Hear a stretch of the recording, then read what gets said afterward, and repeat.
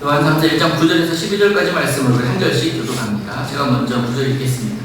내가 두어 자를 교회에 썼으나 그들 중에 으뜸되기를 좋아하는 디오드레베가 우리를 맞아들이지 아니하니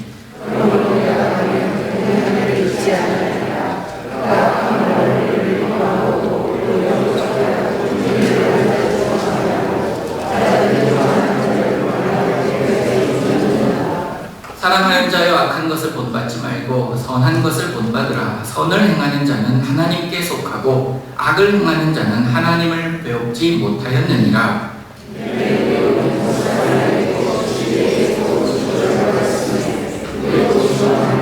너는 우리의 증언이 참될 줄 아느니라. 아멘. 생각하면 기분 좋은 사람이 있습니다. 또 지금은 상황상, 사정상 그를 만나지 못하지만 언젠가 그리워서 언젠가 꼭 만나고 싶은 사람이 있을 수도 있습니다. 그러면서 만나면 반갑게 이야기를 하고 지난 날을 생각하면서 나눌 수 있는 그런 사람이 있습니다.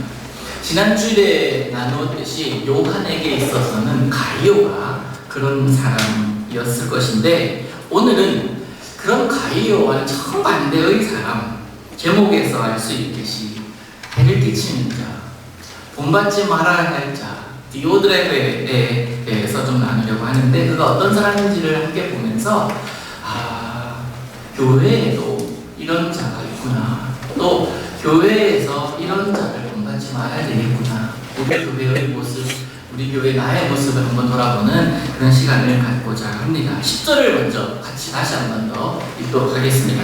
다 같이 시작. 그러므로 내가 가면 그 행한 일을 잊지 아니하리라. 그가 악한 말로 우리를 비방하고도 오히려 부족하여 형제들을 맞아들이지도 아니하고 맞아들이고자 하는 자를 금하여 교회에서 내쫓는도다. 요한은 디오드레베라는 사람을 경계하고 그런 악함을 분별하고 본받지 말라라고 이야기하고 있습니다. 디오드레베는 말씀에서 비추어 보면 당시 교회에서 굉장히 중요한 역할을 하고 있는 사람으로 보입니다. 리더로 보여요. 사실 리더의 위치는 보통 사람들보다 드러나는 위치이기 때문에 사람들에게 영향을 받기보다는 오히려 주는 자로서의 자리에 있습니다. 디오드레베도 그런 위치에 있었던 사람이기 때문에 요한 사도가 그에 대해서 이야기를 언급합니다. 아마도 이 디오드레베의 교회에서의 영향력은 복음 전하는 자나 선지자, 선생들과 같은 그런 사역자들을 컨트롤할 수 있는 그러한 힘까지도 가졌던 것 같습니다. 심지어 그는 사람들을 교회에 계속 머무르게 하거나 아니면 반대로 강제로 내어 쫓아내는 힘까지 갖고 있는 것으로 보입니다. 그런 큰 일, 중책을 맡고 있는 사람이라면 그가 가지고 있는 상황상, 자리 위치상, 그리고 초대교회의 상황상 신앙생활의 모범이 되어야 합니다. 그리고 사랑으로 돌보고 섬기고 또 복음을 전하고 정결한 삶을 살아내는 그런 본을 보여야 합니다. 그런데 그가 보여준 삶이란 이 모범적인 삶과는 상당한 거리가 있습니다. 오히려 교회를 어지럽히는 것 같고 또 교회를 흔들고 있는 것 같으며 교회를 분열시키고 교회에 자꾸 문제를 일으킨 것 같은 요한 사도의 뉘앙스에 보면 그런 모습 아닙니까? 하나 되지 못하게 하는 모습이 바로 이 디오드레베의 모습이다 라고 우리는 추정할 수 있습니다. 제가 이곳에 오기 전에 둘째 하은이의 학교가 피경초등학교라는 곳에 다녔는데 거기서 마침 가을 운동회를 했어요. 여러분 가을 운동회에 대한 추억이 다 있으시잖아요. 그 학교 저도 이제 그런 추억이 있어서 학교에 가서 가족 운동회라는 이름이라 온 부모님들 다 초청하고 그렇게 해서 운동회를 하는 것을 보았습니다.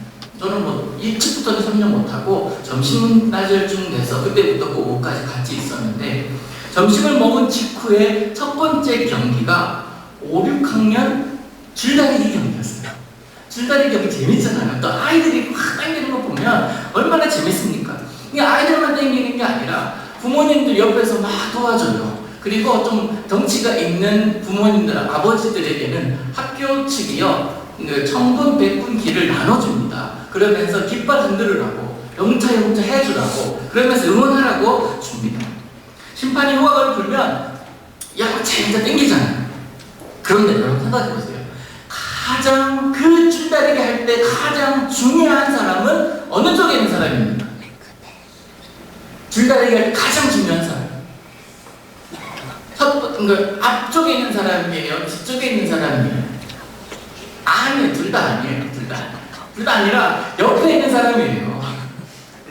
옆에서 깃발 흔드는 사람이에요. 그 깃발 보면서 영차 하라고 처음에 그렇게 얘기를 하거든요. 이거 흔들어 줄 테니까 이거 할 때마다 힘주면 돼 하면서 시작하잖아요. 제일 중요한 사람은 영차 하는 사람입니다. 재미있게 경기를 보는데 제가 딱 보면서 우리가 청군이야 백군이야 물어봤어요. 우리 청군이래요. 졌다.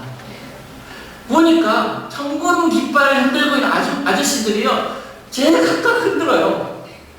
그러니까 영차 할 때 영할 때 땡기는 사람 있고, 차 할 때 땡기는 사람 있고, 깃발이 얼마나 큰지 깃발 푸는 사람 있고, 보니까 제일 각각 놀아요. 이 깃발을 보고 아이들은 땡기려고 그러는데, 어떤 애들은 영할 때 땡기고, 어떤 애들은 차 할 때 땡기고, 어떤 애들은 뒤에서는 이렇게 땡기고 있어요.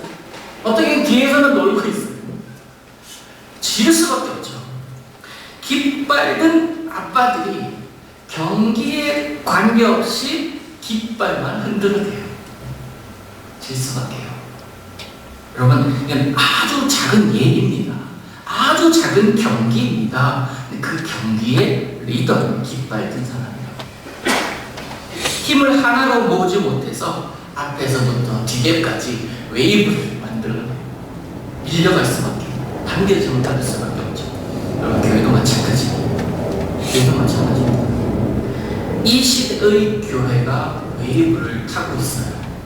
이 시대의 교회가 혼란스럽게 끝이 없고 어려운 이유는 깃발 가진 자들이 깃발 쥐어준 이의 심호를 무시하고 자기 생각대로, 자기 판단대로 흔들고 있기 때문에 그렇습니다. 이게 깃발을 쥐어준 자의 의지야, 그 깃발 쥐어준 자의 마음이야 라고 하면서 자기 마음대로 움직이고 흔들고 있다는 사실, 그것 때문에 교회는 평안하게 가지 못하고 든든하게 서지 못하고 웨이브를 치고 있다는 이야기예요. 잠언 27장 23절을 보시면 이런 말씀이 있습니다. 내 양떼의 형편을 부지런히 살피며 내 소떼에게 마음을 두라. 내 양떼의 형편을 부지런히 살피라고 해요. 양떼 내버려두지 말라는 거예요. 형편을 부지런히 살피고 내 소떼에게 마음을 두라. 너의 소떼에게 마음을 두는 거예요. 다른 데가 아니라 지금 내가 마음을 두고 맡겨놓은 그곳에 마음을 두라는 겁니다. 초심을 잃어버린 지도자, 부르심에 대한 소명이 사라진 지도자는 그 공동체를 무너뜨리기 너무나 좋습니다. 사단은 그런 지도자를 가만히 두지 않아요. 그의 도구로 확 잡습니다. 그러면서 그를 이용합니다. 저에게 주시는 말씀이라고 저는 생각합니다. 목사는 목회하라고 부름받은 사람입니다. 다른데 눈 돌리면 안 돼요. 중직자 여러분, 중직을 맡기신 이유가 뭡니까? 교회 오라는 겁니다. 교회 섬기라는 겁니다. 교회가 뭡니까? 각 사람 오라는 겁니다. 아픈 자들 돌보고 낙심한 자를 일으켜주고 어려운 자를 같이 옆에서 힘내라, 같이 위로해주라는 겁니다. 그렇게 세우셨는데 그 일을 하지 않고 있으면 왜 탈 수밖에. 여러분, 죄가 뭔지 아세요? 죄는 헬라어로 하마르티아라고 이야기하는 단어가, 그런 단어를 썼는데 이 말의 뜻은 관역을 향해서 출발한 쏘아진 활이, 그 화살이 그 길을 벗어나는 걸 뜻합니다. 관역을 향해서 날아가야 되는데 그 궤도를 벗어나, 그게 하마르티아, 죄라는 거예요. 하나님은 우리를 향한 계획을 가지고 계시고 그 계획 가운데 우리를 부르셨는데 우리의 본성이 그 하나님의 계획을 앞서가고 있는 거예요. 하나님의 계획도 관계없이 다니고 있는 겁니다. 하나님의 명령 따라 순종하지 않고 자신의 뜻대로 살아가는 것을 죄라고 그래요.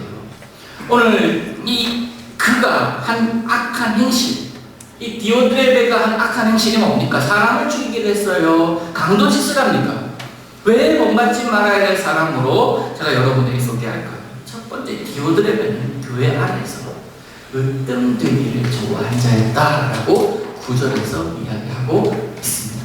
9절 보겠습니다. 내가 두어 절을 교회에 썼으나 그들 중에 으뜸되기를 좋아하는 디오드레베가 우리를 맞아들이지 아니하니. 으뜸되는 것은 잘못된 것도 아닙니다. 그런데 그게 목적이 되어서는 안 되는 거예요. 또한 으뜸되는 것은 영광인 것이고 소망이 될 수 있겠지만 지도자에게 있어서 그것이 목적이 되어서는 결코 안 됩니다. 으뜸되다라는 말을 찾아보니까 헬라어로 필로프로티오라고 기록하고 있는데 이 합성어예요. 필로프로티오. 필로는 여러분 아시다시피 사랑하다라는 뜻이에요. 필로.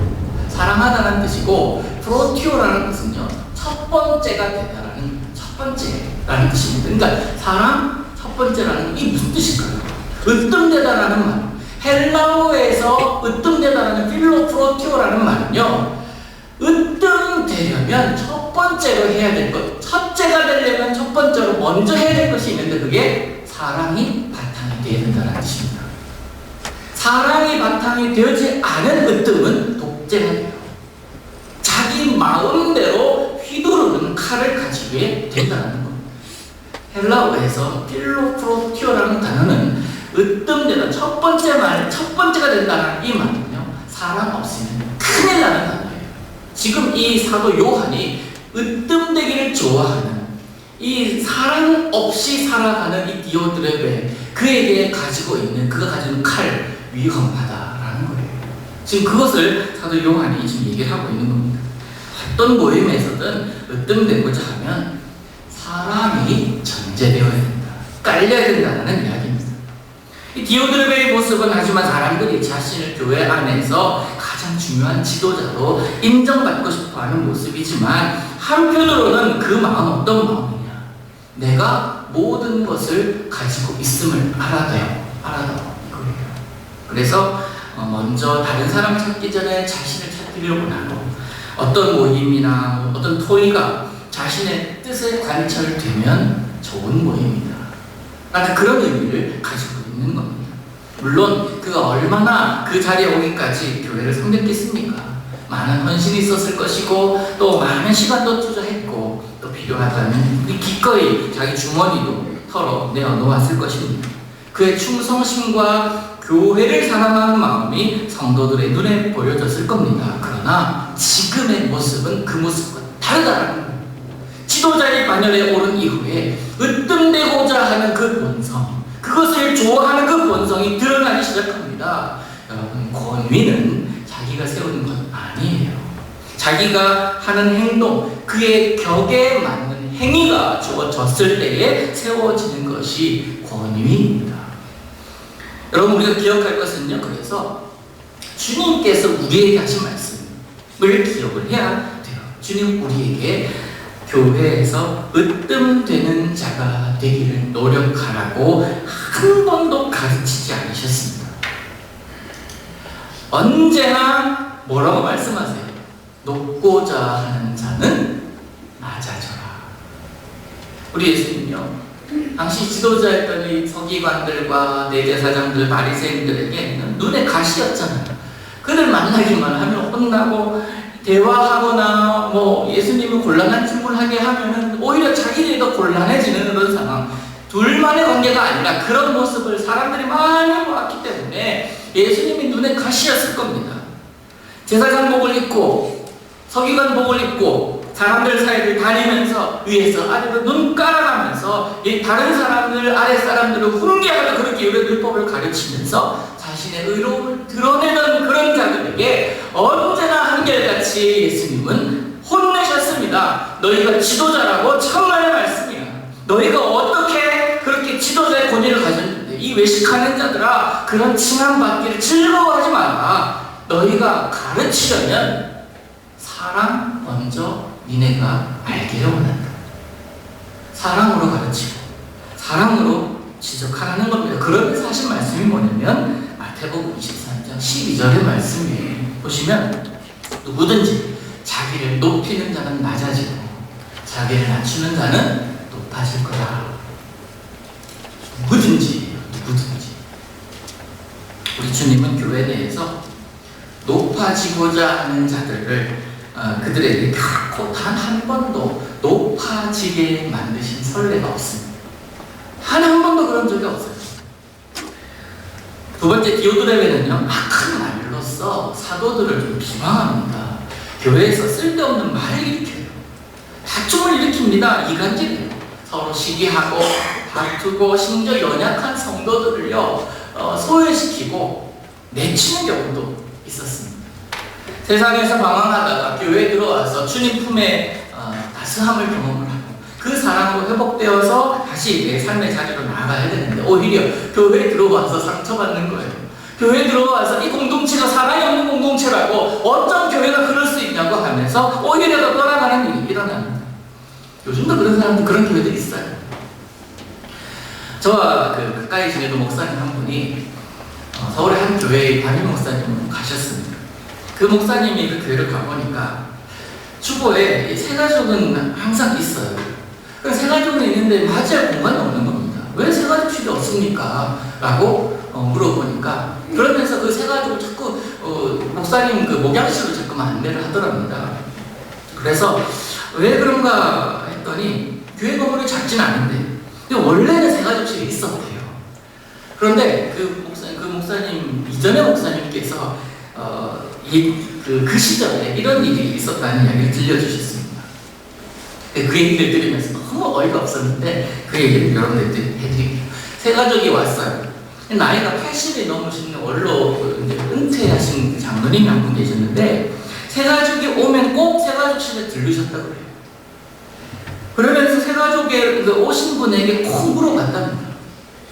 다음과 같이 물어봐요. 나 이 교회 지금 장로인데 혹시나 해서 물어보는데 뭐라 신천지 아니죠?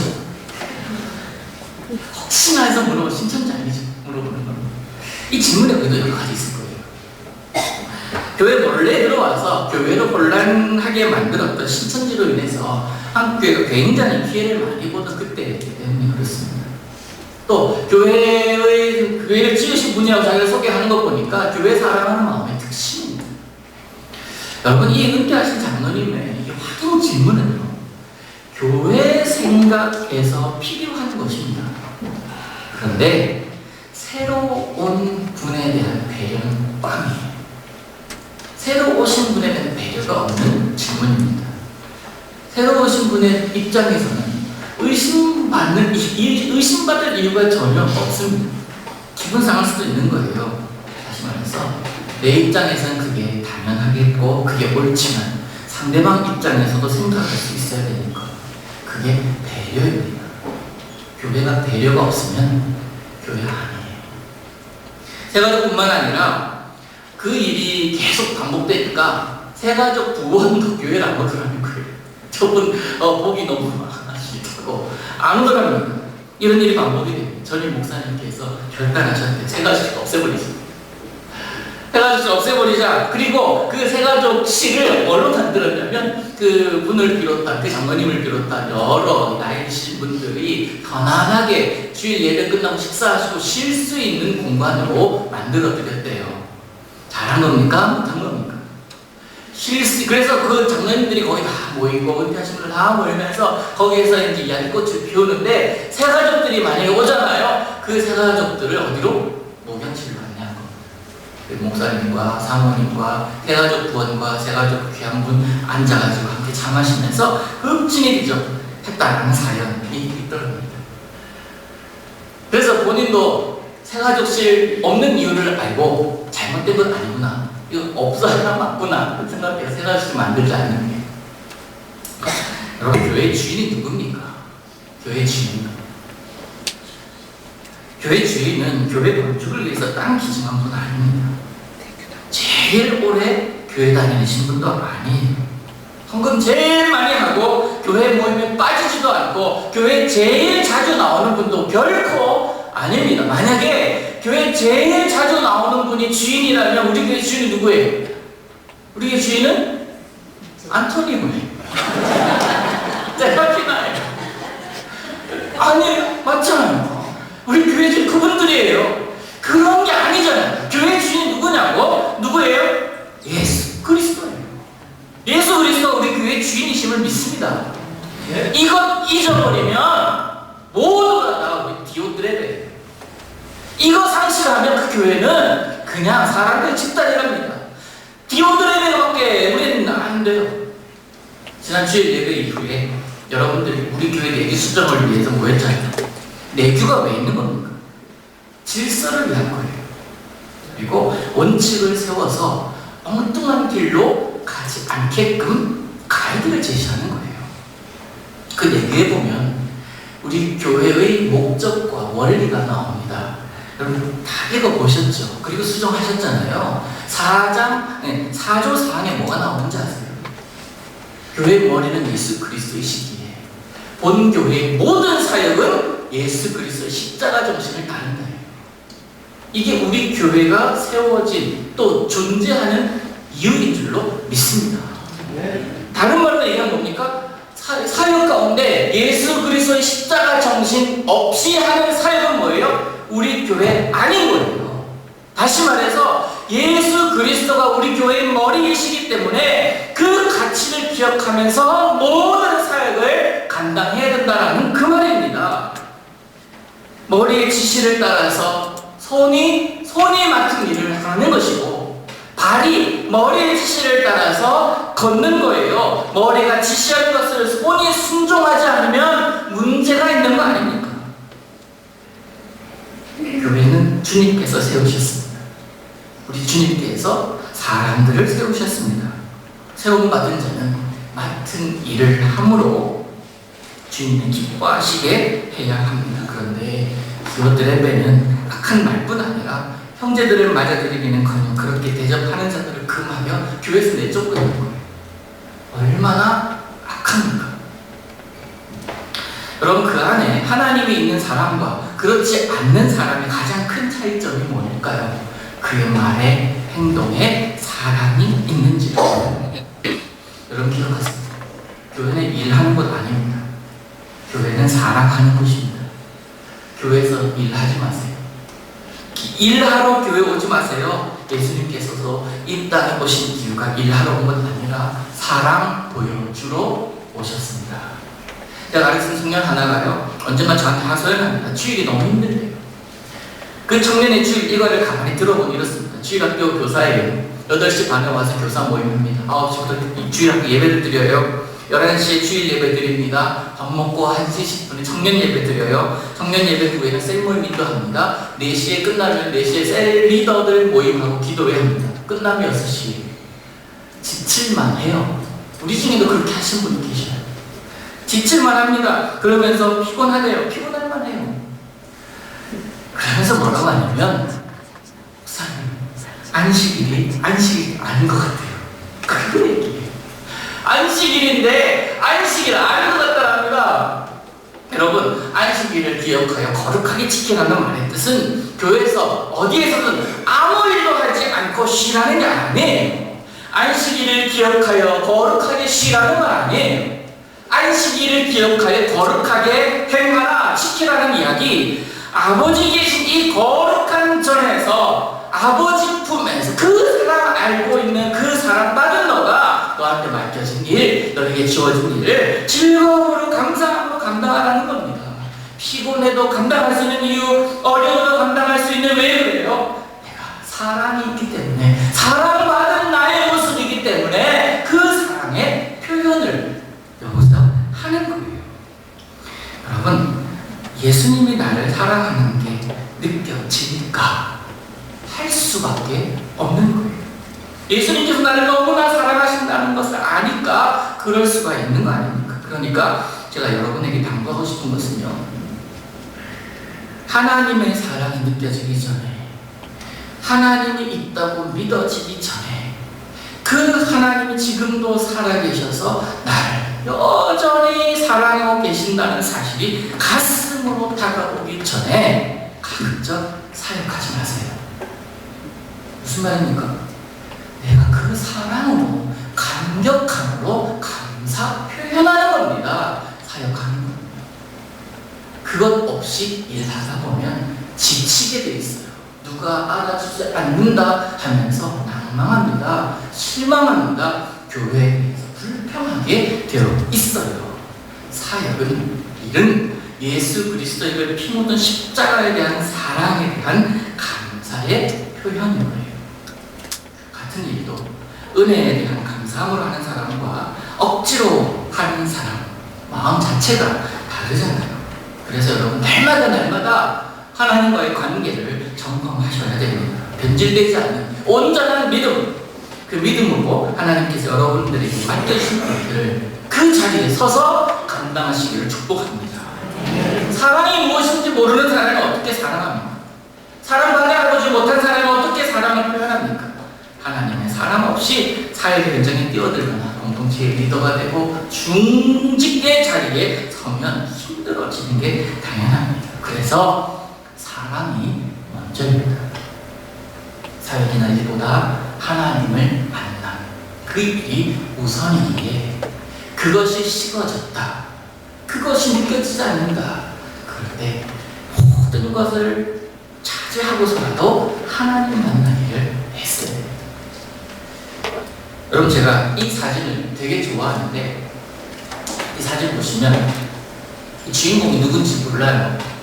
어느 분인지 모르지만 단순히 의자에 못지라는 사진이에요. 근데 제가 찍은 사진 중에 손꼽을 정도로 좋아하는 사진 중에 하나입니다. 이 사진 제가 언제 찍은지 아세요? 작년 세마나 산타 기간에 찍은 사진입니다. 많은 분들이 연휴를 맞아서 놀러가고 또 가족들께 쉬는 그 기간에 이분이요, 교회에 망치랑 못을 들고 나타나신 거예요. 그러면서 여기서부터 하나하나 앉아서 막 흔들어 보는 겁니다. 그러면서 탁탁대는 곳은 없나, 흔드는 곳은 없나, 흔들리는 곳은 없나, 그러면서 손보러 오셨다라는 거예요. 한 자리 다 앉아보고 흔들어보고 조금이라도 흔들린다 싶으면 뒤집어, 의자 뒤집어가지고 실컷 바르고 온도 바르고 망치지 하는 겁니다. 여러분, 하나님 사랑하는 마음, 또 교회 사랑하는 마음 없으면 이런 모습 절대 볼 수 없습니다. 누군가는 의자 흔들린다고 불평할 때, 누군가는 망치랑 못 들고 의자 앞에 섭니다. 누군가는 병식이 죽었다고 지적할 때, 누군가는 건전지 사러 가요. 왜? 사랑하니까. 그렇습니다. 사랑이 있습니다. 우리 교회 공동체에 필요한 사람이 누구입니까? 누가 진짜 교회 사랑하는 사람이고, 나아가서 누가 진짜 하나님의 사람이겠습니까? 제 몸된 교회를 사랑하는 사람은 소리 큰 사람 아니고 사랑의 행위, 아주 작더라도 사랑의 행위가 있는 사람인 줄로 믿습니다. 여러분, 오늘 말씀 요한이 사랑하는 가이오에게 보내는 편지입니다. 사랑하기에 이런 자 되지 않기를 바라는 마음으로 든 예가 디오드레베입니다. 본문에 또 하나의 사람이 등장하는데, 데메드리오라는 사람입니다. 이 데메드리오라는 사람은 이 서신을 가이오에게 전해준 사람으로 등장합니다. 초대교회 칭찬받던 자예요.